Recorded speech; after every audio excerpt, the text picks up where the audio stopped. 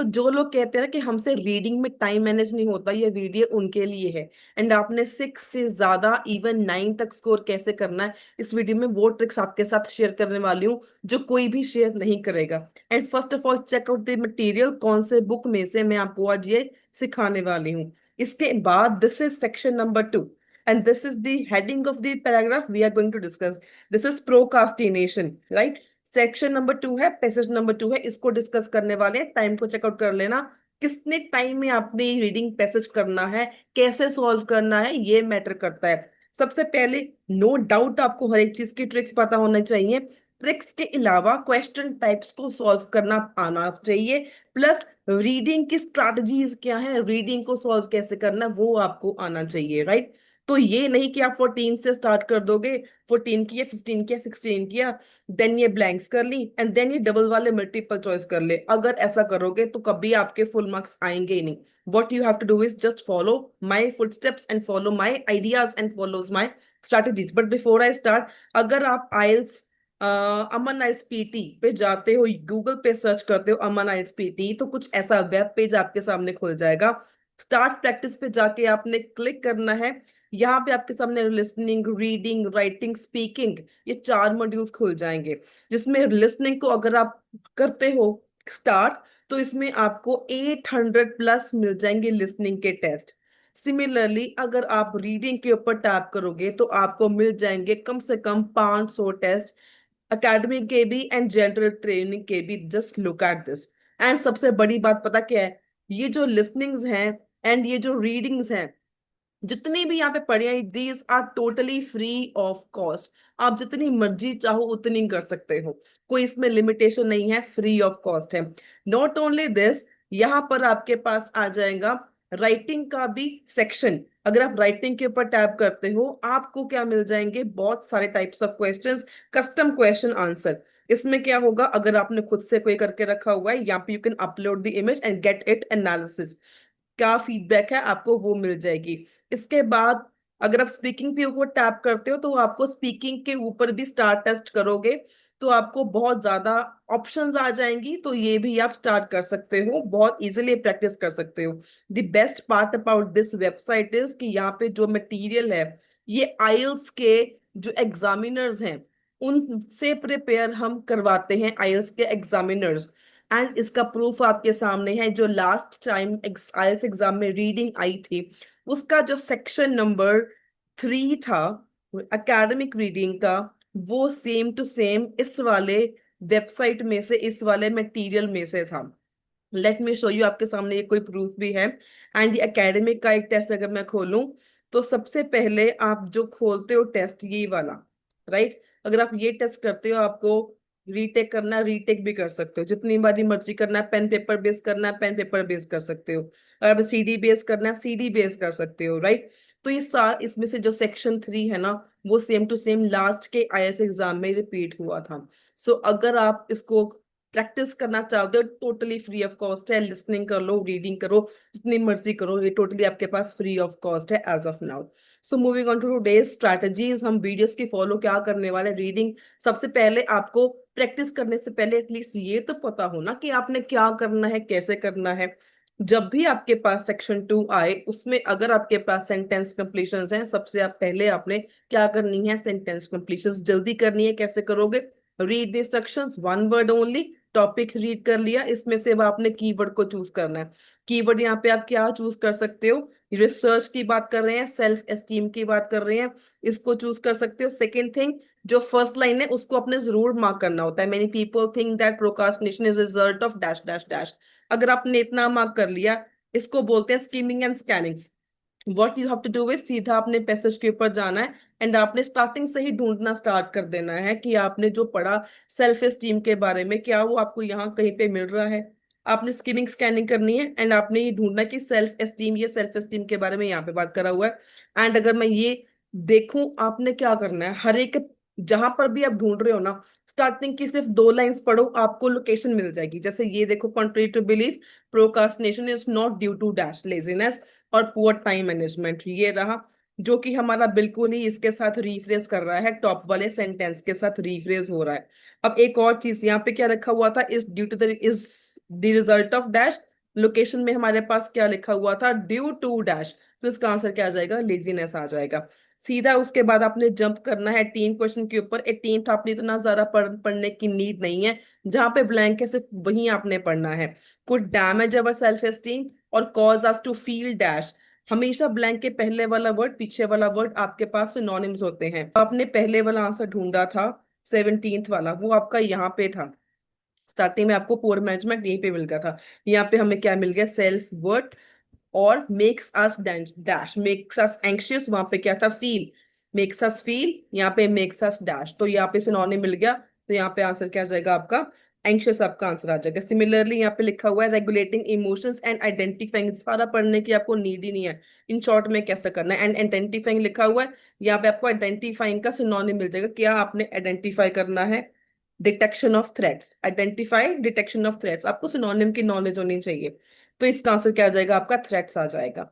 And इसके बाद अगर आप और रीड करो, 18 हो गए। नेक्स्ट यहाँ पे क्या चीज की बात कर रहे हैं, ब्रेन, ओ ये हमारा हो गया। Emotionally getting ready to take dash, ठीक है, might be example of one such task, might be example, तो वो एग्जाम्पल पूछ रहा है कि ऐसी कौन सी एग्जाम्पल है, might be example of one such task. ठीक है, अगर मैं लोकेशंस पे जाऊं तो लोकेशन में यहाँ पे लिखा हुआ है इमोशनली, मैंने मार्क किया था, ये हमें मिल गया। Such as example, preparing for exams, right. तो यहाँ पे हमें क्या दे रखा हुआ था, might be typical example, example था, वहां पे क्या था, सच एज, गेटिंग रेडी, वहां पे था प्रिपेयरिंग, यहाँ पे क्या आ गया, प्रिपेयरिंग फॉर एग्जाम्स, इसका आंसर आ जाएगा। ऊपर नेक्स्ट नेक्स्ट हमारे पास आ गया सेल्फ एस्टीम का, फिर से कीवर्ड आ गया, people who are likely to procrastinate tend to be either dash और those with low self esteem. Either और वाला सेंटेंस आ गया, वो क्या होते हैं, टेंड टू बी डैश, वो क्या होते हैं, आर ईदर परफेक्शनिस्ट, ठीक है, who don't worry dash dash dash. तो इसका आंसर आपका क्या आ जाएगा, परफेक्शनिस्ट आ जाएगा। नेक्स्ट अगर मैं बात करूं, आपके पास 22 लास्ट रह गया, it's often followed by a feeling of dash which worsens our mood and leads to more procrastination। Self short term यहाँ पे कीवर्ड लिखा हुआ है, तो आपने शॉर्ट टर्म ढूंढना है। आपके सामने लोकेशन है, इसका आंसर क्या होगा, you have to comment me in the comment section below. अभी हमने ये कर लिया, सबसे पहले ब्लैंक्स कर लो। इसके बाद आपने क्या करना है, you have to move on to this. अब यहाँ पे क्या लिखा हुआ है, you may use any letter more than once, that means a आपका 2 बार ही आ सकता है, 3 बार ही आ सकता है।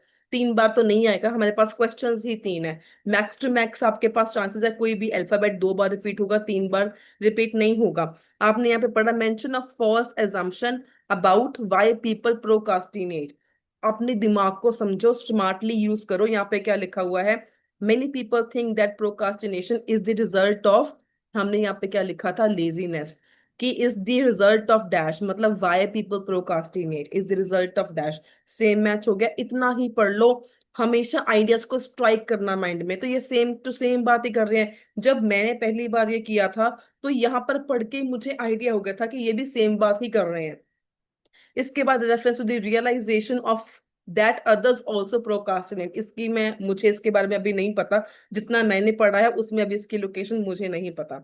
Neurological evidence of the link between procrastination and emotions. क्या अभी आपने कुछ ऐसा पढ़ा ब्लैंक्स में, प्रोकास्टिनेशन, इमोशंस, ब्रेन के बारे में कुछ पढ़ा आपने? हमने यहाँ पे पढ़ा था एक वर्ड इमोशंस पढ़ा था, फिर यहाँ पे ब्रेन पढ़ा था। ब्रेन का मतलब होता है neurological, and link between the हमारा इमोशंस एंड प्रोकास्टिनेशन, तो ये भी आपका सेम टू सेम मैच कर गया। इसका आंसर भी आपका बी हो जाएगा, इसका भी बी हो गया, 2 आपके साथ ही साथ डन हो गए। तो जब भी आप ब्लैंक्स करो, ब्लैंक्स को माइंड में रख लो, ये हमने क्या पढ़ा था, मे बी उसका दूसरे के साथ रिलेशनशिप हो सकता है। अब हम आ जाएंगे मल्टीपल चॉइस वाले क्वेश्चन के ऊपर जो डबल है। Read the first question, which two comparisons between the employees who often procrastinate and those who do not are mentioned in the text. यहाँ पे 2 चीजें, एक तो आप अंडरस्टैंडिंग में गड़बड़ नहीं करनी, अगर आपने क्वेश्चन को समझा गलत तो आंसर आपका गलत हो जाएगा। यहाँ पे क्या बोल रहा है, कंपैरिजन किस चीज के बारे में, employees who often procrastinate and those who do not. भी जो एम्प्लॉयज प्रोकास्टिनेट करते हैं, जो एम्प्लॉयज प्रोकास्टिनेट नहीं करते, उनमें फर्क क्या है, क्या मेंशन किया हुआ है टेक्स्ट में। सैलरीज के बारे में बात करी हुई है, इक्वालिटी ऑफ वर्क के बारे में बात कर रहे हैं। Don't keep their jobs for as long, वो जॉब लॉन्ग तक कंटिन्यू नहीं करते। Don't enjoy working lives, life को एंजॉय नहीं करते। They have proper relationships with the colleagues, colleagues के साथ उनके प्रॉपर रिलेशनशिप्स होते हैं। अगर मैं यहाँ पे कीवर्ड की बात करूं, आपका कीवर्ड यहाँ पे क्या आ जाएगा, एम्प्लॉयज आपका कीवर्ड आ जाएगा। जहां पे एम्प्लॉयज नजर आ गया, वहीं पे आपको इसकी लोकेशन ढूंढनी है। एंड टिप हेयर इज कि सबसे पहले आप ऑब्वियसली ए पे जाओगे, यहाँ पे एम्प्लॉयज ढूंढो, यहाँ पे एम्प्लॉयज के बारे में बात कर ही नहीं रहे, बिल्कुल भी एम्प्लॉयज के बारे में यहाँ पे दिया ही नहीं हुआ, राइट। अगर हम बी में सी में बात करें, इसमें ब्लैंक्स हम कर चुके हैं, बी में हम दो मैचिंग भी कर चुके हैं, तो इसमें भी आंसर नहीं होगा, ये भी आपने नहीं देखना। ही होती है टाइम सेविंग की ट्रिक्स, आपने टाइम सेव कैसे करना है। उसके बाद अगर आप सी पे आ जाओ, डी पे आ जाओ, तो डी में आपको क्या नजर आ रहा है, यहाँ पे रहा एम्प्लॉयज। आपने जहां पर कीवर्ड पकड़ा वहीं से पढ़ना स्टार्ट करना है, ऊपर लोकेशन नहीं होगी। इसका आपको प्रूफ दे रही हूँ, यहाँ पे लिखा हुआ है for example studies have shown that students की परफॉर्मेंस, यहाँ तक वो स्टूडेंट्स की बात कर रहे हैं। उसके बाद आगे अदर रिसर्च, मतलब यहाँ से वो एम्प्लॉयज की बात करनी स्टार्ट कर रहे हैं, तो यहीं पे इसका आंसर होगा। एंड यहाँ पे एक लाइन लिख के रखी हुई है, participants who said they regularly procrastinated had less annual income and less employment stability, उनकी इनकम भी कम है एंड एम्प्लॉयमेंट की स्टेबिलिटी भी उनकी कम है। तो ऐसे हमने दो पॉइंट्स पढ़े थे, उसको सिर्फ मैच करना है। यहाँ पे इनकम मतलब सैलरीज लो है, लेस लिखा हुआ था, they don't keep their jobs for as long, मतलब स्टेबिलिटी नहीं है एम्प्लॉयमेंट में। तो एक सेकंड में दोनों के दोनों आपके आंसर्स आ गए। इसके बाद which two recommendations for getting out of a cycle of procrastination does the writer give.